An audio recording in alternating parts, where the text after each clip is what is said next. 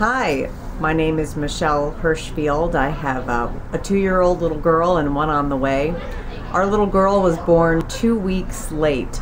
She was probably the opposite of a premature baby, and the part about it being late, she was clearly fully baked, but because of it she had meconium, which is pretty common with babies who are late. But I mean, as gross as it sounds, it means she pooped in the womb before she was born, and if a baby breathes that in, they can have to go to the NICU.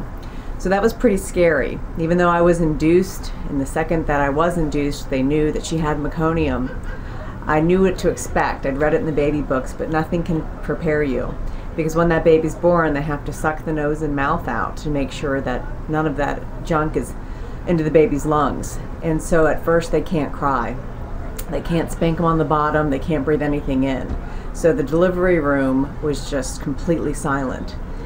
And that's the scariest part, when you hear nothing, even if you're expecting it. So they sucked her out pretty quickly.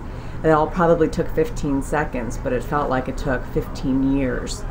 And I just remember looking at my husband and saying, go be with her, as they have her on the warming table to just check to make sure everything's out of her nose and mouth. And then finally, I guess they gave her a little push to cry, and that cry was very, very loud.